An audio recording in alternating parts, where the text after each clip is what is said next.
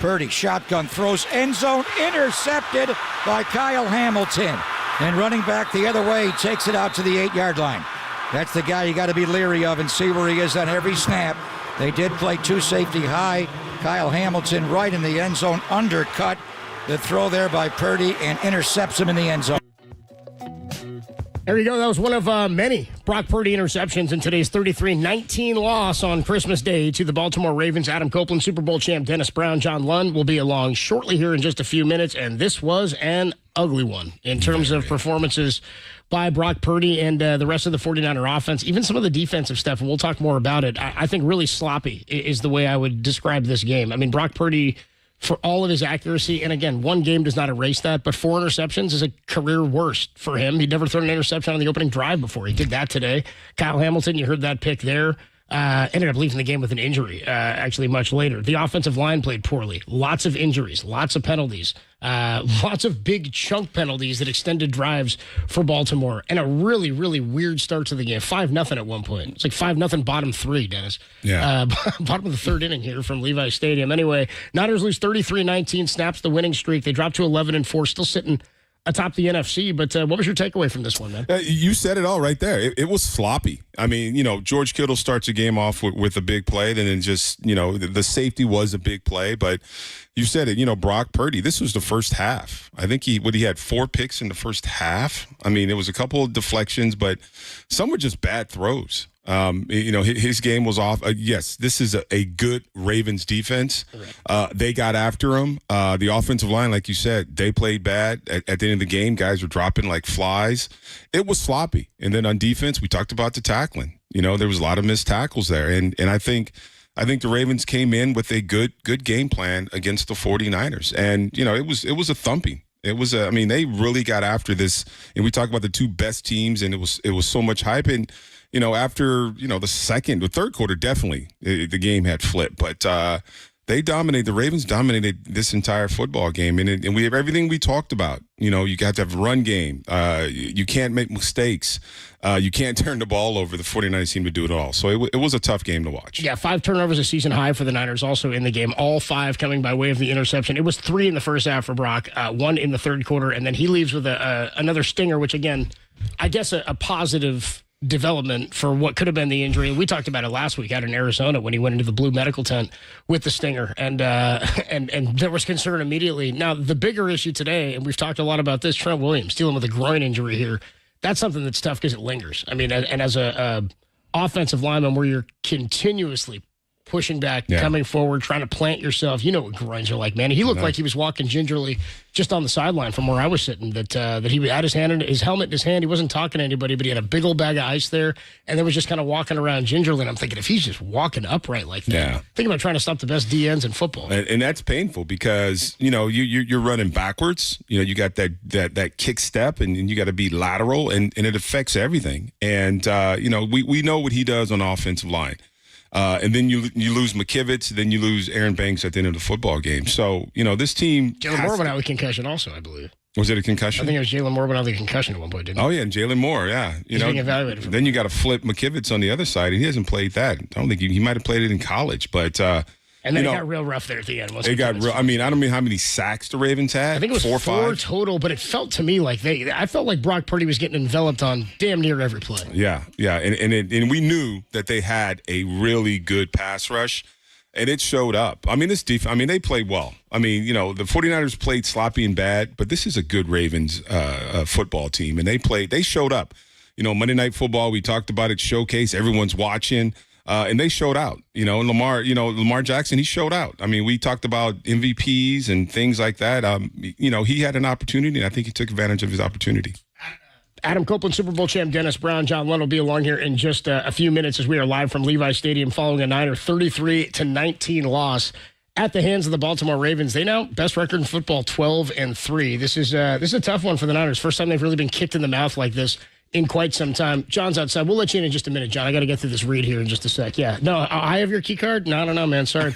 Let's get you the stat of the game here, and then I'll let John Lund in the building. We'll let him in as soon as we get you the stat of the game. Nah, Sash will get him. We're good. Okay. Stat of the game here, sponsored by Stevens Creek Toyota. Shop a huge selection of over 500 vehicles at Stevens Creek Toyota, the obvious choice. Why don't we make the stat of the game the interceptions by the 49ers, the 5 turnovers again. You don't put up more than 19 points. It's going to be tough to win games anyway. You talked about tackling. It's the 5 turnovers for me, which directly lead to points, sure, but the Ravens' offense wasn't electric today. They put up 33 and did not play their best game, I thought. I thought Lamar Jackson had moments where he extended drives like he normally does. He had moments where he hit some guys in tight spots. I also think the Niners made him a little bit uncomfortable. I think they got in his face a little bit. They roughed him up. They just could not put anything together consistently enough. And the way I felt this way, the way you know if a game is sort of chugging along, no rhythm, just a bad game, it felt like we were 2 hours in, like middle of the second quarter. And it was really just because we were going step by step by step for the turnovers. And I think about the third quarter. I think in the third quarter, they scored 14 points in 4 or 5 plays. And all of a sudden, it looked like it was like, oh, man, the route is on. It was like 4 plays. I mean, I was up walking around, and it was like another touchdown. They've scored again. So it was quick touchdowns, flipped the game real fast. I think he played well. I mean, he had 2 TDs. He was able to extend plays with his legs, and he was able to find his receivers. And, again, we talked about the tackles, but there were some busted coverages there, too. John Lund joins us here. 49ers lose 33-19 at the hands of the Baltimore Ravens. And I don't know that this game's indicative of anything. I said to you guys before, which I thought was sort of funny, I said, I don't know that anything could change my mind about this team today. I said, even if Brock had like a really bad game, I believe I said, like 5 picks maybe, something like that, that would pull him out of the MVP conversation. We'll get into that too. But my mind hasn't changed so much about this team. I thought today was a terrible game. I thought they didn't execute in multiple phases. Thought they were sloppy. Thought they made way too many penalties. And then the interceptions, that all you bake that into a pie, you're going to lose every time. Yeah. I thought the first interception was the worst of them all because he just misread the defense. He didn't think Hamilton would be there. Remember, they scored 66 points on opening drives on this season. If they score right there, I think it's a different game. On the other 3, not to make excuses, but there's tip balls. He tried to fit balls into certain places. I didn't love some of those throws, but really what you said, Dennis, is right, which it's 14 and a half, and you threw 3 interceptions. You're in the game. You come out, you get the ball, and you think, okay, it's a Kyle Shanahan offense. They make an adjustment. They go to guy on the field. They don't. They go 3 and out. Then Baltimore gets the ball. They get the touchdown. Then they throw the interception queen. Very next play, they get the touchdown. So they score 14 points like that. So you go, get the ball, 3 and out. They get an interception. They score. Then Ronnie Bell has the penalty. They get the ball at the 44-yard line, and then they score again. So all of a sudden, a 16-14 or 16-12 game, is a 30-12 game in 3 possessions, basically. One 3 and out, 1 interception, and the Ravens get the ball. So the third quarter was just awful. Really, really difficult game for the 49ers all around. Injuries, penalties. Brock Purdy looked as bad as he's looked as a starting quarterback. And certainly this year, 4 interceptions. And I'm with you. The first one is the worst. We'll talk more about it. Anyway, KNBR, what was your favorite pick today? Lots to choose from. 5 interceptions today. Sam Darnold, the guy's talking at the end of the broadcast, Tim and Greg, and he said, we've all seen Sam Darnold. If he's got to step in. Look, for as much as we've seen Sam Darnold, I don't have a lot of confidence in him. He's a backup quarterback. If he were great, he'd be playing. I believe in maybe what he's able to do within Kyle's offense because Kyle tabbed a guy that he thinks has a skill set. I'll buy into that. We'll talk more about all this. Niners fall 33-19 at the hands of the Ravens. We've got more to come here. Adam Copeland, Super Bowl champ, Dennis Brown, John Lund. It's a rough one here now on Christmas Day. 11-4 the Niners fall to. We'll talk more about this when we come on back on the Sports Leader.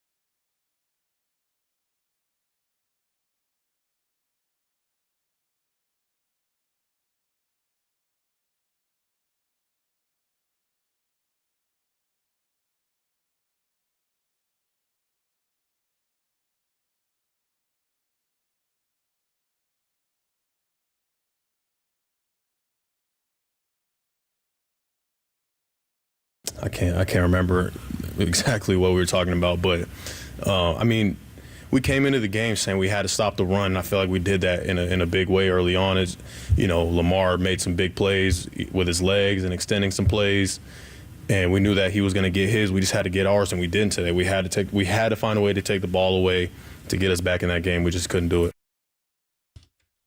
As always, Fred Warner there, 49ers middle linebacker. We talked about him as a player to watch today and talked about stopping the run. As far as running goes, Lamar 7 for 45, which, got to tell you, I felt like every one of those was like a gasher for 6 yards. It really, that 31-yarder before that one was tough. Killer. That one was big. That one really did hurt him, but it felt like every other one was fairly effective when he did it. He got rid of the ball a couple of times. Sure, the safety was rough, which was just kind of a goofy, funny play. Edwards goes 9 for 31. Hill goes 10 for 26, so 3.4, 2.6 per carry for the two running backs. Really nothing. 23 of 35, 252, 2 touchdowns. That's going to be enough to get it done and look like he was the best player in the game. And he really did, outside of McCaffrey, 14 for 103 in the touchdown. Kittle had a couple of big plays. Ayuk had some big ones late after being fairly quiet early on. Debo, a lot of targets, no catches. 12 targets, 4 catches. But let's get to the difference maker in today's game. The difference maker, by the way, is sponsored, as you might have expected. The Difference Maker is sponsored by Benjamin Moore Paints. Experience the Benjamin Moore retail difference at our independently owned authorized retailers today or at benjaminmoore.com. I'm going to go with the penalties today as the biggest difference maker. I felt like, was it Ambry Tom? No, it was Tashawn Gibson. He had like 3 flags in 2 plays. He had 2 on the one drive. One was a PI and one was a face mask, and that was a killer. And one was like a big chunk play. The second one kept the drive going. And I know everybody's going to talk about Purdy because that's the most obvious thing to look at, but Gibson wasn't very good. He's a good player, and he just didn't play well. Today was a really, really rough day for the secondary. We talked a little bit about it before the game. 10 penalties, 102 yards, 5 first downs via penalty for the Ravens. That's going to be my difference maker today. Well, I would say if you committed 5 turnovers and 10 penalties, go through the annals of time, I bet your winning percentage is close to 0. Probably. It's probably pretty low. I mean, seriously, you look any other stat we want to talk about tonight, 5 turnovers, 5 interceptions, and 10 penalties. And for 102 yards. It's not just a 10 penalties. If you look at that, then how do you win? I mean, you're giving the game away. And we've said this about the 49ers for weeks now, because this ends their 6-game winning streak. The only team that beats the 49ers is the 49ers. All due respect to the Ravens. They're a good team. It's a good defense. They confused Brock Purdy. They played well enough offensively. Lamar Jackson, he didn't turn the ball over, made enough plays. But the 49ers are the only team to beat the 49ers, and that's what they did to themselves tonight. Yeah, and I agree. The mistakes, the penalties, the missed tackles, and then, the turnovers, and that, you said it. I mean, you can't have those many turnovers, those many mistakes, those many penalties, and expect to beat a decent football team. And this was a good football team. And that's what happened tonight. What's the biggest concern out of this game for you guys? Because offensive line, to me, immediately becomes a problem. Dennis and I were just saying as you walked in, John, was it 4 sacks for the Ravens? Yeah, but it felt like it more. was like 9. Yeah, I legit felt like Brock was on the ground a lot, and it felt like, Darnold's on the ground basically the entire time he was in when he wasn't getting rid of it quick, but it felt like it was way more than or he was hurried or under duress. He had the one play where he flipped it behind him to McCaffrey, kind of cool, no gain. But it was a 4th down. He was like, I just got to do something. I know, it's terrible. Well, what happened was, Burford's at right guard, and then all of a sudden you get the injury to Trent Williams, and that started the domino effect. So Trent leaves. Then Jalen Moore is under evaluation for a concussion. So now both your left tackles are gone. Now McKivitz moves from the right side to the left side. He was on the ground the entire time. He was the left tackle. Then you've got to move Burford from right guard to right tackle. He hasn't played right tackle really since college. And now you've got Feliciano at right guard, and you got a backup. Barch was at left guard at that particular point. So now you're looking at 3 backup offensive linemen and 1 who's a guard actually out playing at tackle. So you basically the only guy who is there. Well, I guess Feliciano. So the center and the guard were the same. The center and the right guard were the same. But once they brought Burford out to right tackle and McKivitz had to move from right to left, it was on. I mean, it was just a free for all. And it seemed like every single play, both those tackles were on the back. Yeah. And the quarterback was running for his life. And more than concussed. I mean, he really was on his back. He was getting, he has struggled a lot this year. He had a couple of good games. You gave him credit. Sorry to cut you off, Dennis. I felt like the second he came in and you talked about the tackles, I went, this is going to be tough. It's a tough D-line they went up against, and they brought the house to the point of the either forced interceptions, whether they're faulted or not, or hurrying him and putting him under duress. It was... Yeah, and they got a short week, right? I mean, this is Monday. They got to get on an airplane and play on Sunday. So, I don't know, as a coach or a player, I mean, you got an offensive line now. If this offensive line that we saw in the fourth quarter shows up, I mean, Washington's not the greatest. They're not the greatest pass rushers, but it doesn't take much. No. I mean, these guys, you could get a quarterback killed back there if these guys are going to line up. Well, that's why, Brock had a stinger, and Kyle in the post-game press conference didn't seem overly concerned about it. But he wasn't going to put him back on behind that offensive line that they had left. And, if we look at injuries across the board, Aaron Banks missed a game because of a toe. That's his same toe that got injured. We don't, groin injuries, either kind of muscle injuries are a problem. That's what Trent Williams was dealing with, a groin. He was on the field, and I think the only reason he was in there or just standing on the sidelines because if they lost another offensive lineman, they didn't have any left. And so he had to stand there to see, maybe you're going to have to come back in the game. They didn't want to, but that's a groin injury. So, and then we know how concussions work, and that's Jalen Moore, the backup left tackle. Now he's dealing with potentially a concussion. Now he goes into the protocol. We don't know because that's not the Niners doctor saying it's okay. It's league mandated. So now you got to go through these steps. So who knows if he's going to be around. So now you're out 2 tackles and a guard at this particular point. And if you have to, like you said, they traded Chase Young here. Montez Sweat's in Chicago. It's not like they have a great defensive line, but Boy, wouldn't that be ironic? Yeah. But I mean, you're down 3 offensive linemen at that point. Yeah, man. That's difficult. And then we talk so much about skill position players, but if nobody's blocking for those guys, we saw in the fourth quarter, especially what it looks like. We do frequently talk skill position players and then acknowledge Trent Williams and his ability at left tackle and say if he's not out there, this offensive line is going to be a problem. And that's when it was noticeable when he left the game. Also, it was noticeable when he was in the game that there was other weak spots. Well, and they know too. When you're down 30-12, you're not running it. And so they just pinned theirs back and railed them. We are streaming on YouTube, twitch.tv/thesportsleader, and of course on the KNBR app and KNBR.com. And as I say that, love to see it, dude. Already, we're 15 minutes in, YouTube chat. It's already Kyle's play calling. Already. Love it. Came right back to it. 5 games in a row, 30-plus points, 40, 6 straight touchdowns. Nope, it's the play calling today. So he says he's got to control his impulses. I don't think that had anything to do with anything today, man. I think 10 penalties and 5 turnovers was the difference in the game. We got more to come here. We'll check in with our guy George, see what he got in the locker room today. John Lund, Adam Copeland, Dennis Brown, Niners lose 33-19. Merry Christmas, everybody, on the Sports Leader.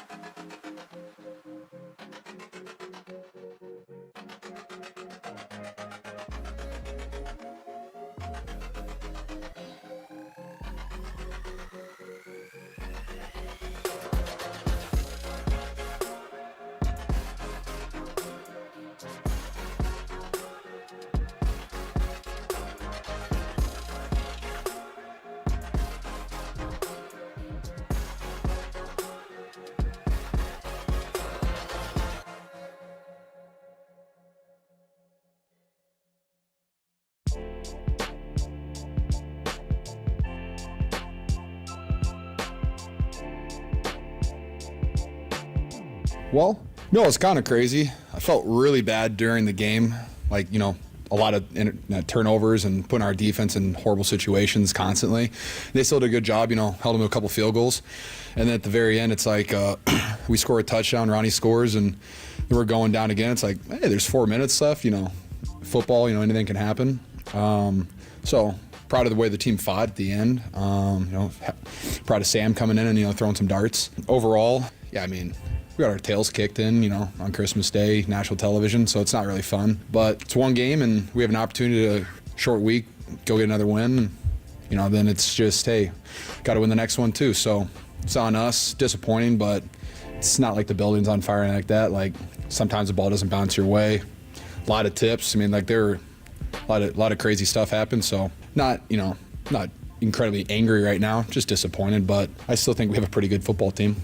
Yeah, I think that's a great sort of reflection on the game from George Kittle there. And you were just talking about it, Adam Copeland, Dennis Brown, John Lund here with you following the Niners' 33-19 loss to the Ravens, where he's saying, yeah, man, look, I'm not like crushed by this. You're not devastated and heartbroken. It was a bad loss. They played bad football and basically every facet of the game. They played undisciplined on defense. They played sloppy on defense and on offense. They got banged up. They got hurt. Brock was not accurate. They came out aggressive and tried to throw a bunch early. We just talked a bit about that.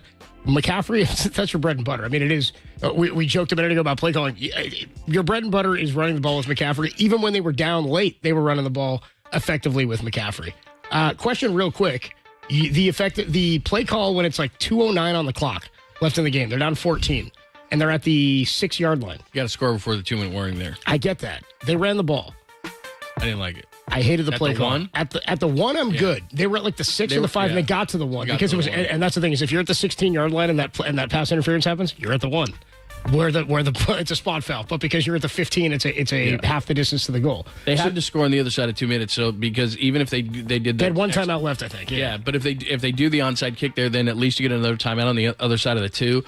Again, they didn't deserve to win, but when they were doing that, they just didn't have a sense of urgency. I just thought all night long, all year long, we've seen when they're in games, there's always a play, and the stadium was dead waiting for a play. They were just sitting there waiting for that play that always happens, and it never came. So whether it was a deep, and Fred Warner said this in the postgame, whether it was getting an interception, forcing a fumble, big play, punt return, big pass, whatever McCaffrey breaks one off, like everybody was sitting on their hands waiting for it.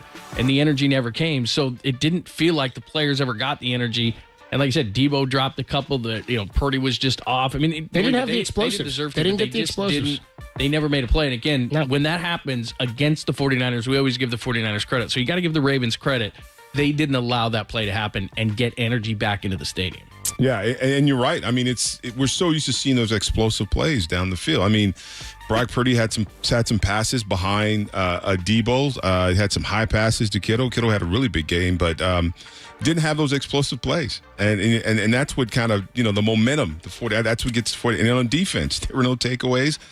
You didn't see any, there were, how many sacks? They had a couple sacks. I think they had a couple sacks. But it wasn't those big sacks where, the crowd just goes crazy. So the momentum never really got into the 49ers sideline, and it showed in the game. I mean, at the end of the game, you're still waiting. Darnold's in there, but it just didn't happen. But a lot of that was because of the offensive line. I mean, you didn't have that offensive line, so you can run your playbook. Yeah, and really part of the lack of rhythm and the inability to get things going and sort of build and get those big plays, giving up those sacks, the offensive line getting banged up. That will make this a segment on protecting the quarterback, sponsored by the Contra Costa County Office of the Sheriff. Protect your community and apply for a new career in law enforcement at cocosheriff.org today, and sponsored by Bay Alarm. Worry less about your people and your property with Bay Alarm, bayalarm.com. 4 sacks of Brock Purdy, but seemed like he was on his back a whole lot more than that. Did catch a stinger, had one last week as well.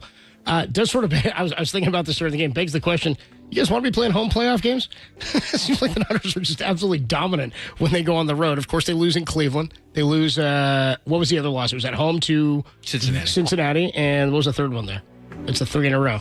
At Minnesota. So 2 on the road. Yeah, they don't play well against this division. They beat Pittsburgh to start the year, but then Purdy doesn't play well against the AFC. Yeah. Well, Cleveland, Cincinnati, and the Ravens, they lost those last 3 of the 4 teams in the division. Look, they bounced back last time against Cincinnati. I felt worse about that loss, to be honest, because they didn't make all these mistakes, but yet Joe Burrow was like a knife through butter with these guys. Yep. they just played horribly. How many times are they going to throw 5 interceptions? Not very often. There was opportunities in this game, especially at half. You'd thrown 3 interceptions and you're down 16-14. That opening drive was critical. They didn't get it done. I thought the most critical drive of the game was that first one because they've scored 66 points on first drives. They were right down the field. Boom, boom, boom. Kittle gets the 56-yarder. The place is on fire. And Kyle said after the game, of the 4 interceptions that Brock threw, that was the one. Because he read the defense wrong, which we don't hear about Brock often. He didn't think Kyle Hamilton, the safety 14, was going to be there. He was. Throws it right to him. And it's an interception, and you're going the other way. Even though they didn't score on that drive, if you're up 7-0, the place is rocking. You get that touchdown. It's the opening drive like you always do. There's just a totally different feel of the football game. So there was a ton of mistakes, but that first interception by Kyle Hamilton when Purdy read it wrong, to me, that was the biggest play of the game of many. Well, and we keep talking about these explosives, and I like, Dennis, that you mentioned like the big sack that fires people up or one thing that stops a drive for the opposition. Because before the game, and we've discussed this all year, this has been a defensive identity team. For this team's identity has been defense since they found success starting in 2019. D-line, Chris Karosik, building back from that. The secondary got better because of what the linebackers have done, all pro guys, but because of the D-line and that depth, when those guys fall apart and things start to crumble on the back end, we even saw it start to build up this year when they added Randy Gregory and they added Chase Young at the trade deadline. That was more about depth. It's not that Gregory's been fantastic. It's about having a series of guys that can play 70% of the snaps up front and then cycle in the dudes that you need to get in there. He was vomiting into a bucket. It was rough, dude. He was. It was tough for Gregory today. Yeah, he was puking into a bucket. He wasn't doing so well. Yeah, it was tough. But again, was that just sick or maybe the night before or what? No comment. No comment on that. Nerves. How about nerves? We'll go with nerves. Nerves, dude. We'll go with nerves. Nervous. Yeah. He's like, you're nervous on third down in the second quarter? Yeah. This is weird. We're not even on the field yet, Dennis. What's going on? Adam Copeland, Dennis Brown, John Lund. The inability for this defense to get stops today, that's a tough thing. And the identity of teams is supposed to be there. I look at it like the ace of a pitching staff in baseball. You can lose the 4 in a row, but when that guy comes up, you're going to get your stop. Defense has got to step up when the offense isn't clicking, vice versa. Today, it didn't happen for anybody. 33-19, the final. Baltimore beats the Niners. People are upset, but it doesn't sound like anybody thinks the sky is falling here. We've seen Brock Purdy bounce back from this before. Maybe the MVP conversation stuff is going to go away after this. I think without a doubt it's gone. It's done. Yeah. It's over. I mean, it's on national TV. You could have really gotten yourself. It's Lamar Jackson's award now to lose unless he struggles. But one thing I want to get into, maybe when we come back, is how easy or hard is it going to be bounce back? Because everybody was asked that at the end of their interview tonight. Fred Warner, George Kittle. We were in the locker room and we were talking with Nick Bosa. Kyle Shanahan said after his session that he has no doubt about it. But, look, maybe it's just what athletes do. They just bounce back. But they've got to win that game in Washington. They've got to win against the Rams. This will be long forgotten if they win the next 2 because everything's going to go through here. They still have everything in front of them. They just can't dwell on this thing. They got to work really hard this week, short week, like you said, Dennis. You got to fly basically across the country, and you got to win a football game. This thing's over. Burn the tape if you want. Yeah, move on from this one. And again, it's an AFC loss. You wouldn't see this team again unless you see them in the Super Bowl. Washington next week on it's an afternoon game. It'll be a morning game here in the Bay Area on New Year's Eve, and then the final game, don't know the day yet, Saturday or Sunday, against the Rammers. We got more to come here from Levi Stadium. Adam Copeland, Dennis Brown, John Lund. Niners lose 33-19. We're not sweating it here on the Sports Leader.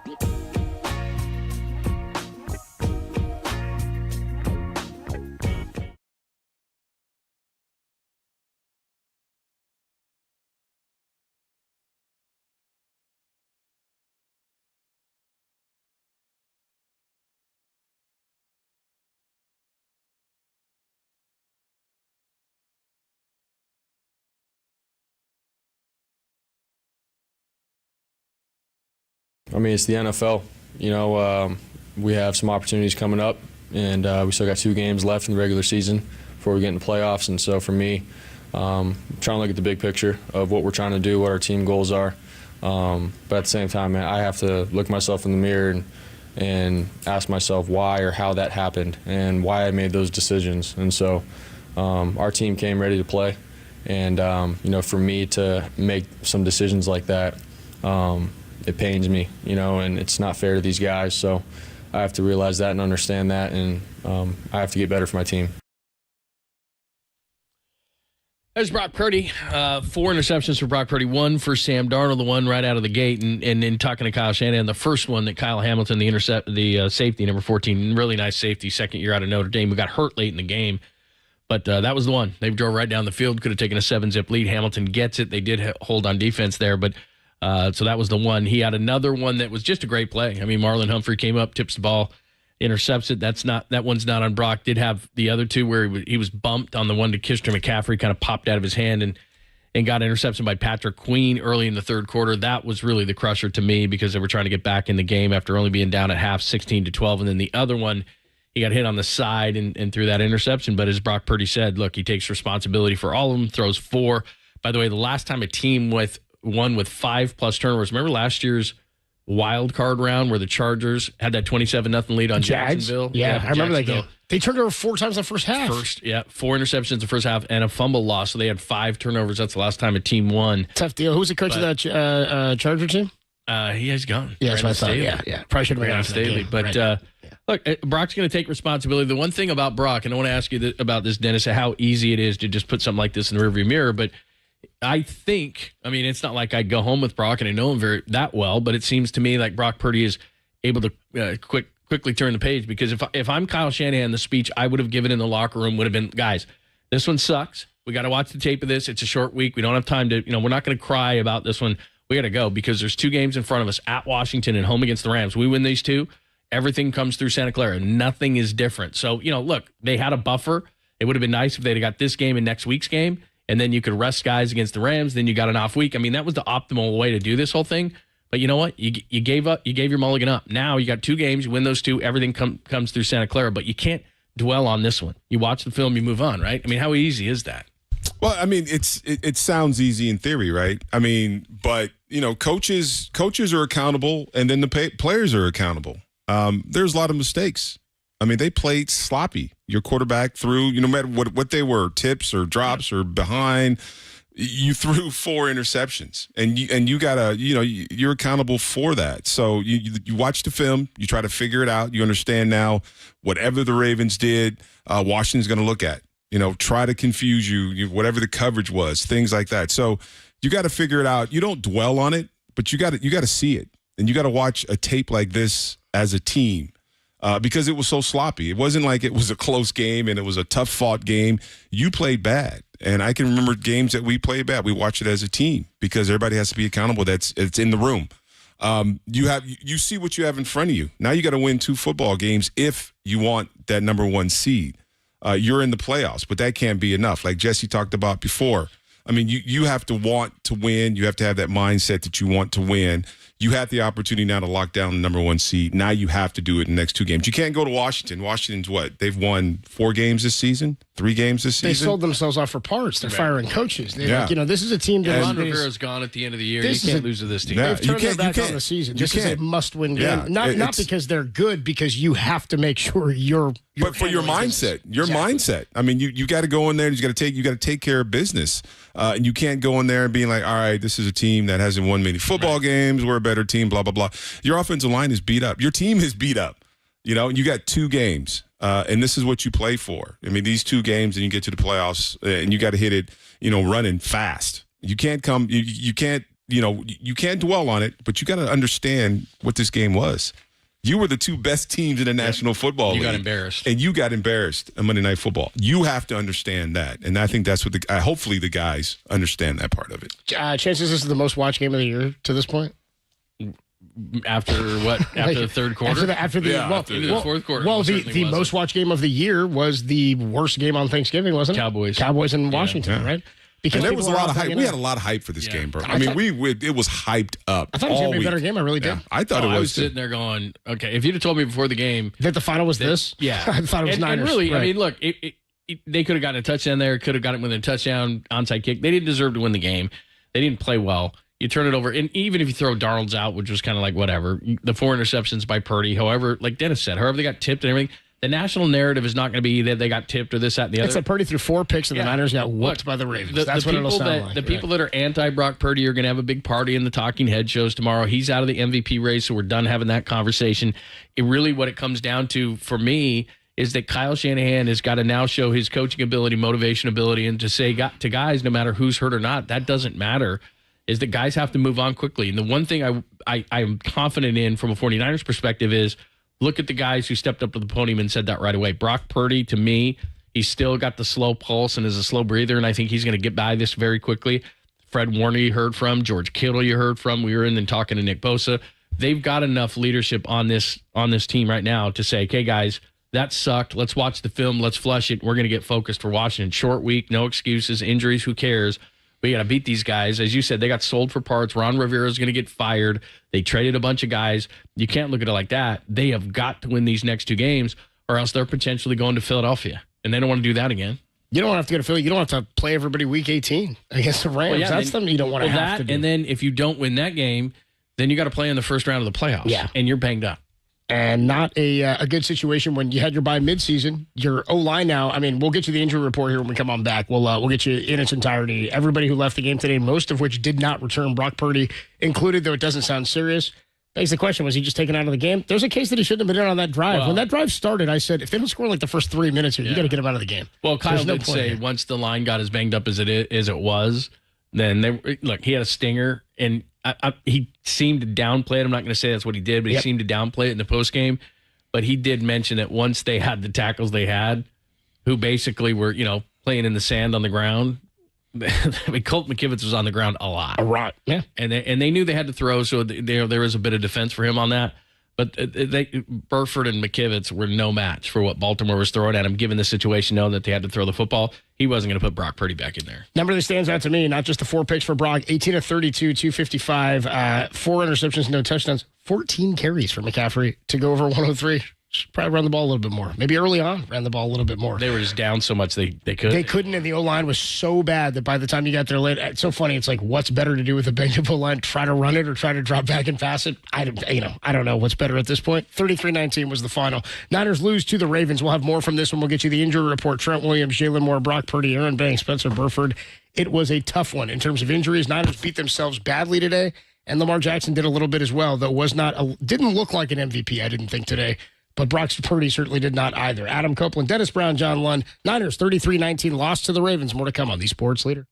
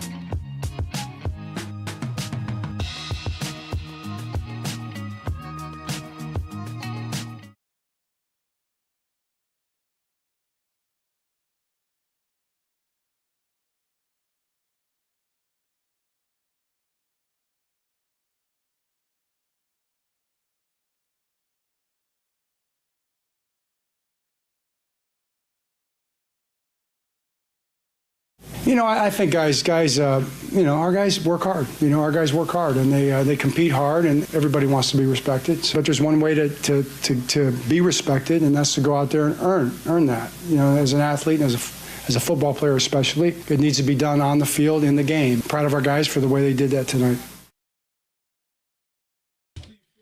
That's Mr. John Harbaugh. That's not the voice I heard. Yeah, I heard a different voice in my ear there, a little more profane, coming from back at the KNBR studios today. Adam Copeland, Super Bowl champ, Dennis Brown, John Lund with you, getting you through a Niner 33-19 loss to the Baltimore Ravens. Kyle Shanahan stepped to the podium after the game, and we will make this our post-game interview. As soon as I can figure out who the sponsor is. You got it in front of you there, John? I can't find it. Yeah, I know who it is, Tim. I just can't find the read. Handlery Hotel, sponsored by our good friends at the Handlery Union Square Hotel, San Francisco's oldest family-owned hotel. Here's Kyle Shanahan. All right, guys. Injuries from the game. Trent Williams had a groin, didn't return. Jalen Moore had a concussion, didn't return. Brock Purdy, stinger, didn't return. Aaron Banks, toe, didn't return. And Ambry Thomas, the hamstring. Go ahead. What's your message to the team after a game like this? I thought we came out hard, ready to go. Offense, defense, special teams. Getting the safety, moving the ball. But, for that first half, when you have those 3 turnovers and you do those things and you miss some opportunities and you're down 16-12, you got not much to show for. I thought we blew a bunch of opportunities in that first half. In the second half, when that third quarter was a rough one, when we get another turnover, the 100 yards in penalties, and when we had that punt and the false start before it, I believe, the personal foul out of bounds, just twice our defense had it on their side of the 50 in the third, and then unraveled after that. So anytime you got 5 turnovers, over 100 yards in penalties, that's how it should be. And the interception that brought through is separate, but was there anything generally going on that they were doing or that he was a little off on that you can just kind of describe what happened with those picks? Yeah, the one that he was off on was the first one. Just read the coverage wrong and didn't expect someone to be back there and made a bad decision on the first one. Second one, the corner made a hell of a play blitzing. He couldn't get it over him. The guy tipped it and ended up making it to himself. The third one, scrambling, I didn't really see what happened on it. I saw the end result. I don't know what happened on the ball, whether 14 made a play, whether they both hit it at the same time. But he broke out of the pocket on a big third down, had George and 14 coming back to him and threw it right at them, and it just bounced up and got another tip. And then the fourth one in the third quarter, and he was making the right decision, going to Christian on a check down, and someone hit him from the right side, and the ball came out sideways and went right to their linebacker. So I thought the first one was a big mistake, and the other 3 was pretty unfortunate for him. He hasn't had a game like this, really. But what did you see in his demeanor just as this was going on? What did you see from him? I didn't mind his demeanor. He stayed in there, kept battling. Our whole team struggled there in the second half, so it just wasn't him. I know he was disappointed not being able to finish it there, but getting that stinger again, it was just wanted to keep him out of there and ready for him to bounce back next week. Could he have gone back in if needed? Possibly. I didn't even ask. I know he had a bad stinger, and we had 3 linemen out at the time, and I don't want him to go in and not be ready for next week. You're concerned about beyond this week? Nothing I'm concerned about, but you know how stingers are. It could be worse tomorrow, but I think he'll be all right. Henry Thomas's hamstring injury related to Jason Verrett going in the third quarter? No, we wanted to get Verrett going a little bit just to mix him in there, get his feet wet. It's been a while since he's played, so he's been doing some good things in practice, so we wanted to give him an op out there just a little bit, and then I think we mixed in some more as Ambry had that, but also went with Luter a bunch too. Well, he's mostly played outside in his career. It seemed like somewhat of a big ask. He hadn't played since 2021 into playing the slot. Did you guys consider, is this maybe too much in a game like this to put him out there? That's what he's been playing here these last 2 weeks. That's what he played for the 4 weeks he was in Houston. That's what he wants to play, and that's what we think he looks the best at and where he can help us the most. So we think all the NFL games are big, regardless of which one, especially this time of year. And we felt he was the best guy for us with how practice has been going and for our roster right now. Do you have any early sense on Trent's groin injury? I don't. he tried to go back in. Trainer didn't think it was a good idea, so we'll get the MRI tomorrow and see how it goes. You mentioned that third quarter, you just haven't seen this team kind of get knocked around for a full quarter. Do you think they got demoralized a little bit? What was kind of the feeling as that was happening? I don't think we did anything on offense, and we turned it over. Then we had the punt, which basically was a turnover because of their return, and then the personal foul. And, that's a good offense, too. I mean, there's some guys that are hard to tackle. They are going to do that. I thought our defense came out ready to go, and we're doing a decent job. And they only can do it for so long. I thought the way we were struggling on offense in the third quarter led to some missed tackles. I think we gave 5 first downs on penalties today. Saw all that happen. So, no, I'm not going to sit and say they're demoralized or anything. We weren't very balanced throughout our whole team today. And I thought they came out ready to go, but when you turn the ball over, it doesn't really matter. And then the way that third quarter went, that was some bad football. And by the time the fourth started, it was out of hand. Your play calling in the first quarter was very aggressive. 10 passes, 5 runs, and a lot of throws down the field. Was that your plan coming into the first quarter to attack with the pass like that? No, it was to be balanced. We just, would have came out. We finished with a pick and stuff, so it wasn't we didn't make a conscious decision we're going to come out throwing. It was some of the looks we had and felt we were moving the ball pretty good doing it. It's been so good almost every single week. Can you almost say, hey, he was due for something like this, and let's see what happens next? Can you put it in context like that?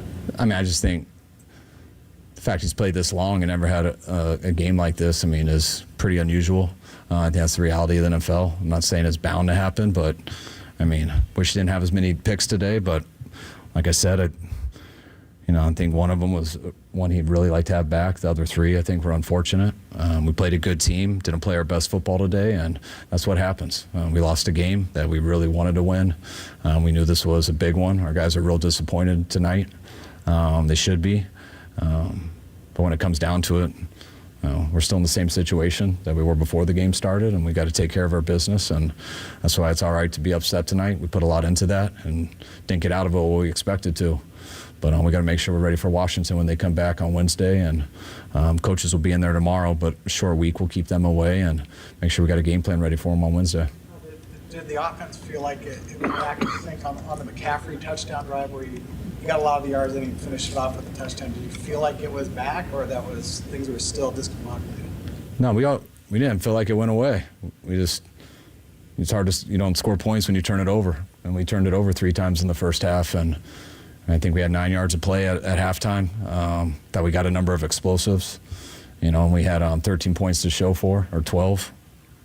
It was 12, right? With the safeties, so we got 10 on offense, and I was just thought we were doing some good things. We just, in order to score, you can't give it back to them. You got to finish, and whether kicking a field goal or crossing the goal line, and when we were moving the ball, it doesn't matter how you move the ball if you don't score, and that's what we didn't do today. Some of you guys had a pretty specific game plan to keep Lamar in the pocket. How do you feel like you defended him today? And do you think the defense played well enough to win? All things considered, like ignoring the penalty. No one played well enough to win. I think if everyone looks at the score and see how that went, I was encouraged with a number of things. I loved how they came out. But the penalties, the number of first downs, there was times I thought we did a real good job containing Lamar. But just as a team, we gave him too many opportunities. And when they get too many opportunities, to me, based off our team, he's going to end up having his. And he did. He made some plays. We missed some tackles, which he's going to do to everybody when they get in space. But we had our moments. But those moments, you got to capitalize on them in all 3 phases, and we didn't. How do you expect? Going into the bye, you said that you thought that your team, your defense looked tired. Is that at all a concern as the year is ending, that fatigue might be an issue to end the season? I think that is for everybody. No difference in anyone, but we're the same as everyone else in the NFL right now. How do you expect Brock to bounce back from a game like this?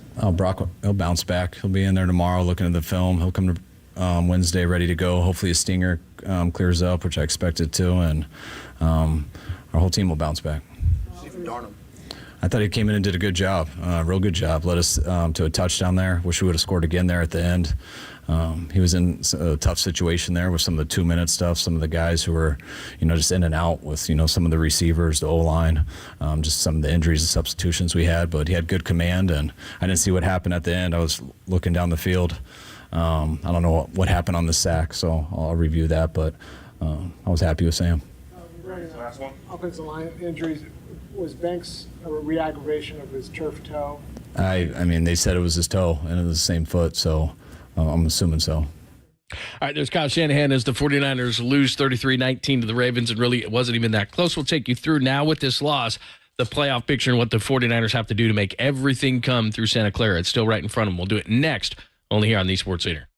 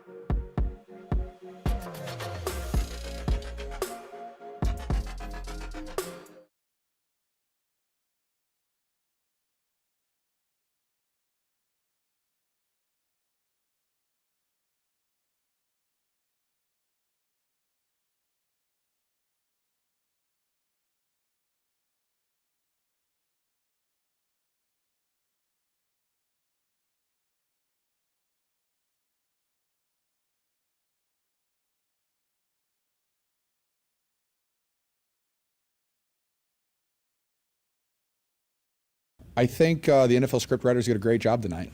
I've never seen Brock Purdy throw 4 interceptions before. Just, like our team does a great job. Our defense, fought their tails off every time we, put them in a bad spot.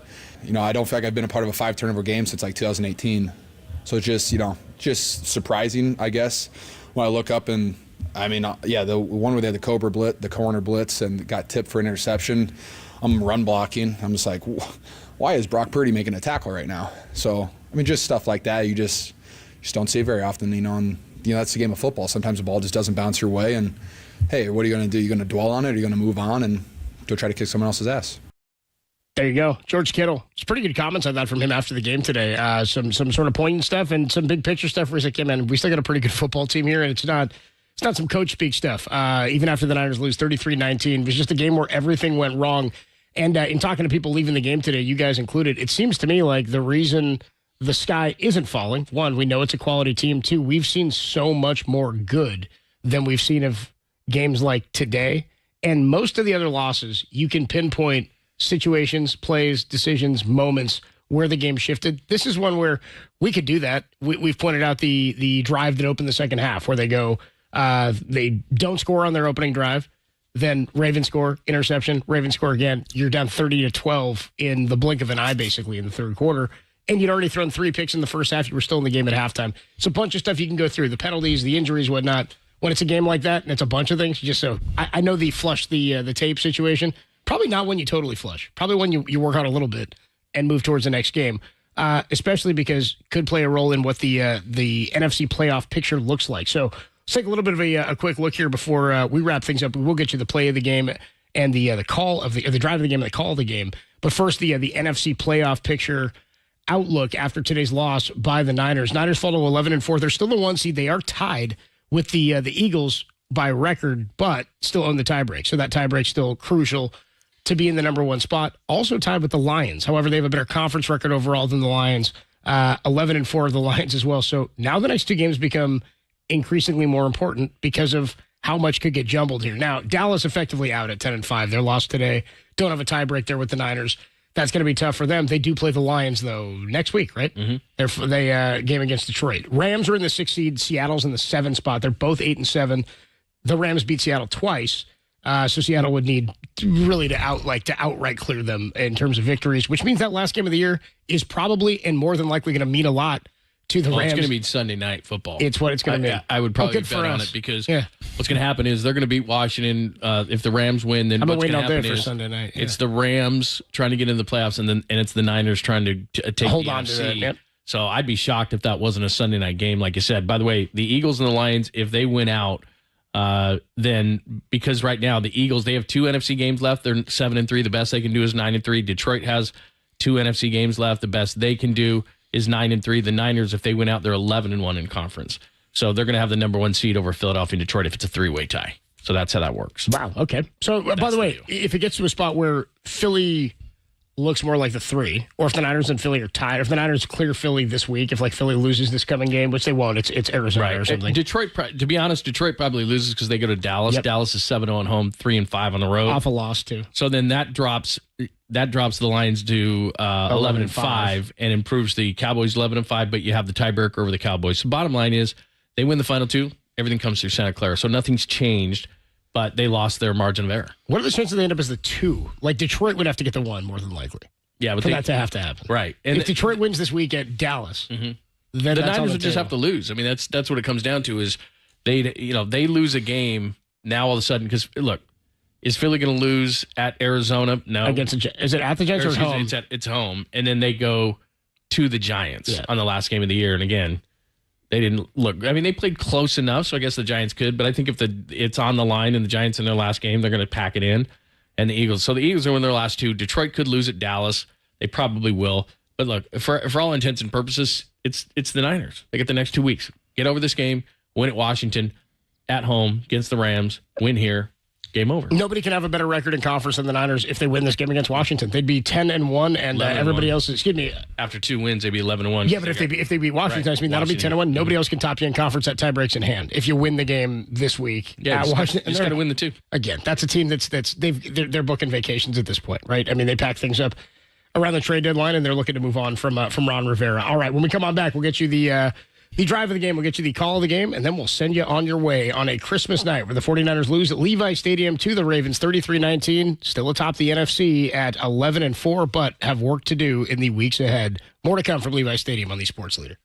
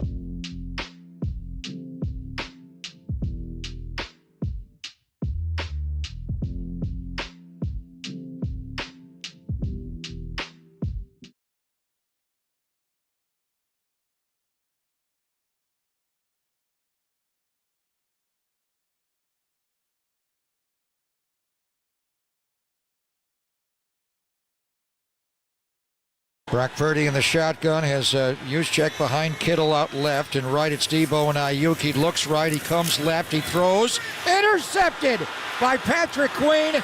Dancing around, he's tackled by Trent Williams to save. No, he's still going. He got away from Trent, still breaking tackles all the way to the 8-yard line.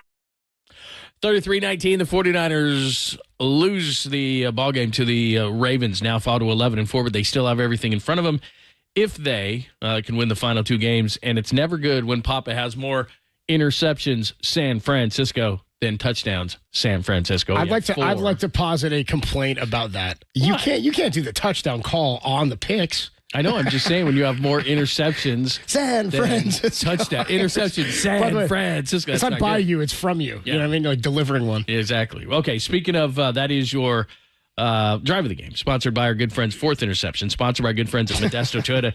It's worth the drive for selection and savings. Visit us today at ModestoToyota.com. And let me just tell you, I say this all the time when I talk about Modesto Toyota. I get my Toyotas there. My son gets his Toyotas. People go, no, you. Where'd you? My son is right here, George, who did a great job covering the game, helping us cover the game today. Where'd you get your car? Modesto Toyota. That's right. See, told you, telling the truth, right? Where'd I get my car? It's the truth. You Where'd I got get the same mine? place. Modesto Toyota. That's right. Where's your kid gonna get his? Modesto Toyota. That's right. Damn right he is. Save this, Danny. You know Danny. You know what I'm talking about because Danny's working the board today, and I always say that, and he laughs. So now we have it proof Modesto Toyota, and that is Modesto Toyota with, of course, the drive of the game. We'll give you a wrap on this whole thing as the 49ers lose. Well done, my son. As the 49ers lose 33-19 only here on the Sports Radio. It was for me.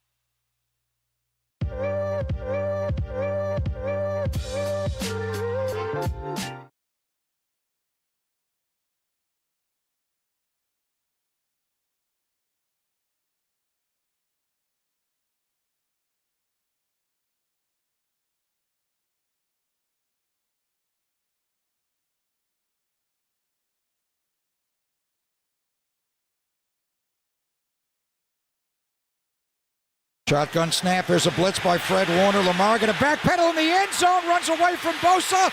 They sack him in the end zone. He lost the ball. That's going to be grounding. Grounding in the end zone should be a safety. That is going to be a safety. Lamar also ran over either the umpire or Bill Vinovich in the end zone. Fred Warner came on a blitz and then kind of chopped his feet as Lamar kept running backwards all the way to the end zone. Safety for the Niners. They're up 2-0 early in this one. Ultimately lost 33-19. We'll make that the call of the game. Whether your project is big or small, always call 811 before you dig. Wrapping things up here on Christmas night from Levi Stadium. Adam Copeland, Dennis Brown, John Lund as the Niners lose to the Ravens 33-19. Brock Purdy 4 picks, 10 penalties for 102 yards. It was an ugly one. 2 more games on the schedule, and they're going to mean something for the Niners. Dennis, final takeaway from this one. Bad game to watch. Christmas, the hype, Monday Night Football, 2 best teams. You just didn't show up. I mean, you had an opportunity. You can showcase quarterback to be an MVP. It didn't happen. And we've talked about it. You gotta put it behind you. You gotta watch it. You gotta understand why you lost a football game, but you gotta play better for 2 weeks. I like it because now you have to play. I mean, there's no rest in or the Rams game means nothing. No. Now you got to play. It's in front of you. I mean, all the other stuff we talk about, the playoffs, who's going to do this, who's going to do that, you got to win. That's all you got to do. You got to win. This week you go out prepare, you got to win. Next week you got to prepare, you got to win. As a player, I love it. You got to win football games now. Look, this team plays well with their backs against the wall. Very simple. Kyle Shannon's going to be able to motivate them very simply. Do you want to go back to Philly for the NFC Championship game? That'd be enough right there. Right. Or do you want everything to come through here? So play. Washington stinks.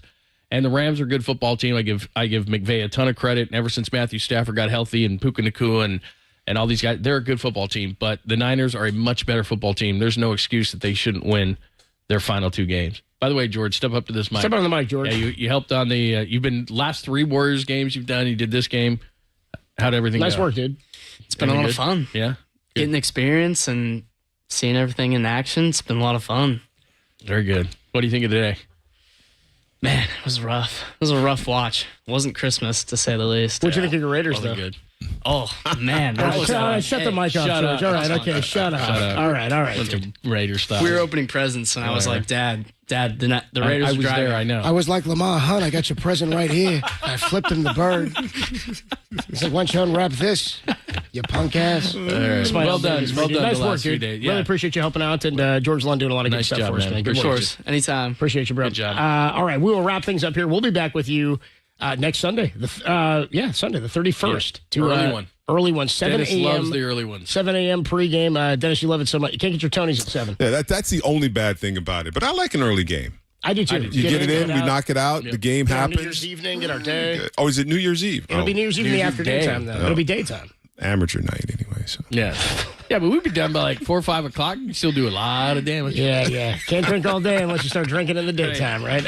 All right. So we'll be back with you for the Niners and Washington next Sunday, 7 a.m. right here on KNBR, the KNBR app, YouTube, Twitch, all that good stuff. I'll be back with you tomorrow, 6 a.m. on the morning show tomorrow. You'll have Dieter and Todd Husak in the afternoon show, filling in and Papa and Lunch Spot. And then in the afternoon show in for Tom and I, it'll be Rod Brooks and Dante Whitner. Nice afternoon show. Nice. To get you more on this 49er loss to the Ravens. For Dennis Brown, for John Lund. Thanks so much, by the way, to Danny Dunn, Kyle Haar, to Tim Webb, and to George Lund, who helped out a whole lot today. Niners do lose to Baltimore 33-19. The sports continue only here on KNBR 104.5 and 680. It's the sports leader.